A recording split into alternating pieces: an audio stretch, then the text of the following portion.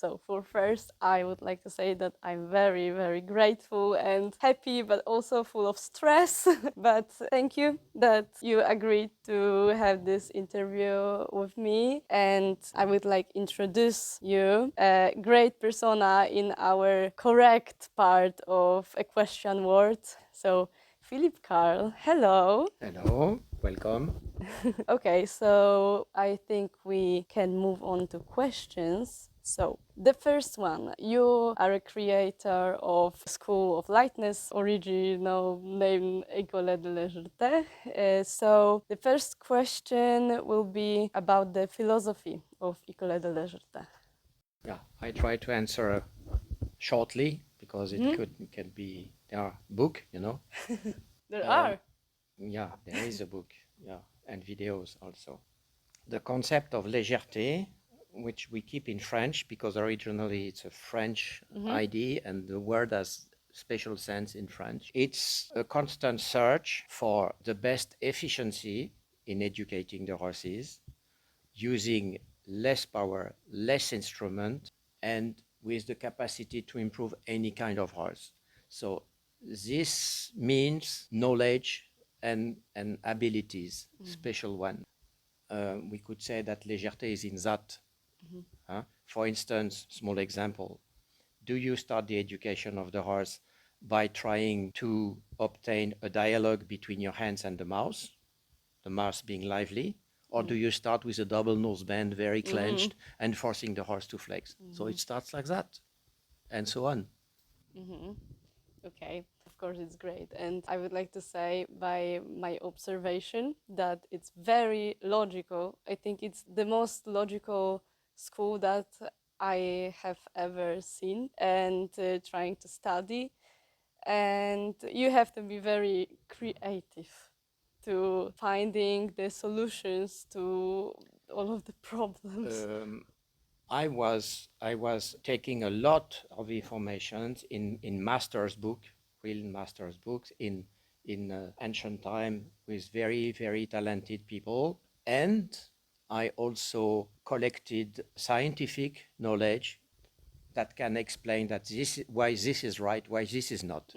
So when after 30, 40 years or more, you have been studying the masters, checking if this is right or not in schooling horses, and checking with scientific knowledge, at the end you start having some clear ideas and a Yeah. consistency.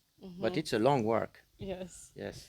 Okay, so I can suppose this is a very long story, but could you reveal some history behind creating École de Légèreté? I have to mention that I started riding being 20 after starting medicine studies. So this is for the scientific tendency. Uh-huh.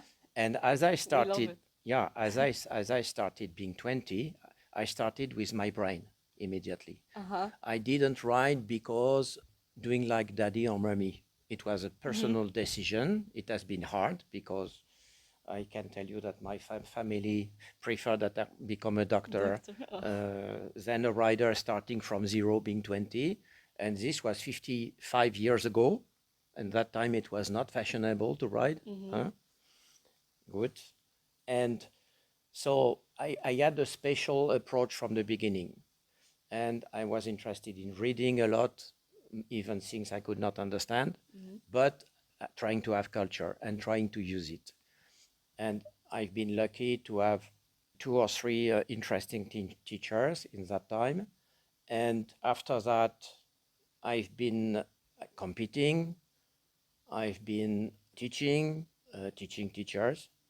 I have been lucky enough to be offered a position of an écuyer in Saumur by the Général Durand, who was an exceptional person. And in that time, in the 80s, the things were already badly changing. It was more and more overflex horses systematically, and even in France, and even everywhere. And even, this was the terrible thing, even in the school in the world which should teach légèreté. And this was a shock huh, for Général Durand also, the same. And we could not admit that. And it's one of the reasons, there were others, why I left the school after 13 years and the Cadre Noir, so I could do a very interesting things there. I left and I said, okay, I teach that all around the planet if I can.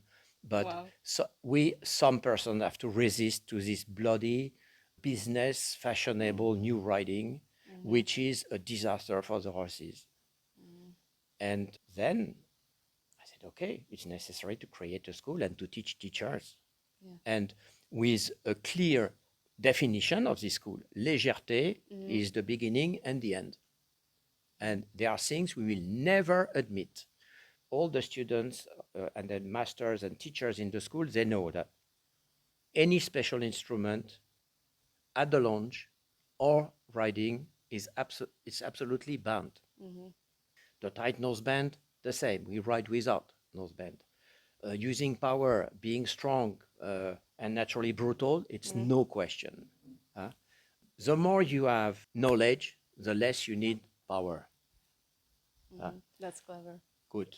And so, as people are taught with a lot of theory, with a lot of examples, pedagogy, and whatever, they have all the means to train the horses without falling in this bloody modern dressage. So, and if they don't respect the rules, they are out immediately. It's extremely simple. It seems it's a good approach because we are teaching teachers, we create teachers in 70s or 17 or 18 countries. Yes. So there is a need. Yes, definitely. There is a need. Yes, definitely, and it's beautiful. And so I hope this knowledge will get to Poland, like Yeah, because in most common way. when it's lost, when a culture is lost, you never find it again. It's a long time to create one, but when it's lost, it's terrible. Okay, so next question, because in your trainings you can see a lot of things that's similar to academic art of riding. So what's the difference between your school and academic riding? Where is the definition of academic riding? I couldn't find it, so Yeah, I know. For instance, there is a book written by a French master, Général de Carpentry. The title is Academic Riding. yeah. It's not my favorite one, even if there are interesting things in, because this man has been connected to the dressage competition and creating the FEI dressage after the war. No, even before. But no, after the war, yes, the last war. And what means academic? If you take the dictionary, it means corresponding to pre-established rules. But if the rules are not the best one, what are we doing? We go on because it's academic. Okay. Yeah, I mean, I prefer to talk about classical writing because something classical is supposed to be the best. It's supposed to be the best. It's supposed to be respecting the nature of the horse and being effective and producing the best. So how would you So define? academic for me is not sufficient. Okay. So how would you define classical riding?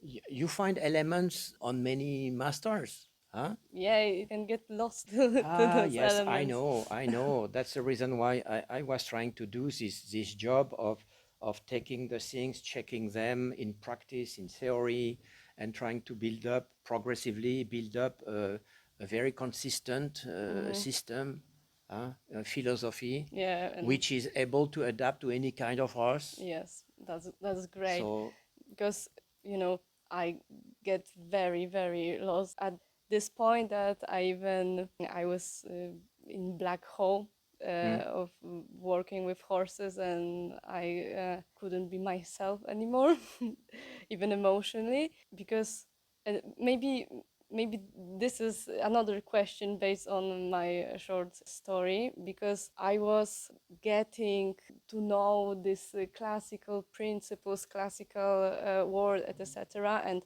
I was reading books of people called old masters, and first I was reading Steinbrecht. So this is like maybe not totally, but another word. Second, I was reading Boscher.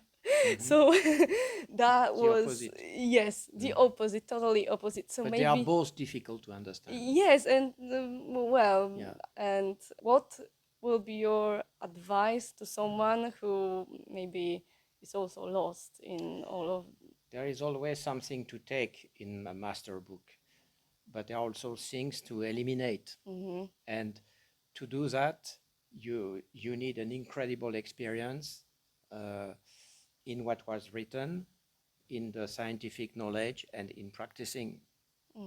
And and that's the reason why, if you have a look, for instance, to my book, I often give quotation of masters after telling what is the truth according to what we know about horses. Good, this, yes, and then what master says something referring to that or not. The other way. The problem is that if you read a master first and then you have to check if it's true or not, it's difficult. You need the knowledge to do that. Yeah. And it's extremely difficult. And this is the help I try to provide. Okay. So, of course, for a lot of people, your school seems to be controversial to our conventional riding, which, in the other hand, is controversial to me, but okay. And, so the question is, what would be your very first advice to someone who is interested in your school, but also still have trouble to be fully open-minded and have some doubts? I mean, About the school? Yeah, but it's normal to have doubt. But then you come, you watch, you practice, and you can judge afterwards. But when I saw hundreds of people coming with horses, sometimes good, sometimes excellent, and completely lost with their horses. And after some months, and sometimes less, their horses again are working, are possible to be ridden and to improve. They are convinced. I don't need to do long speeches. And it's normal to be controversial. I mean, I disturb the business. I disturb the business. I force people to think about their prejudices, and they don't want. So it's their problem. It's not mine. Huh? And the horses we train are not controversial. They are satisfied. Yeah. All. Yeah. Good. Yeah. That's it. Okay. So thank you very much for this interview.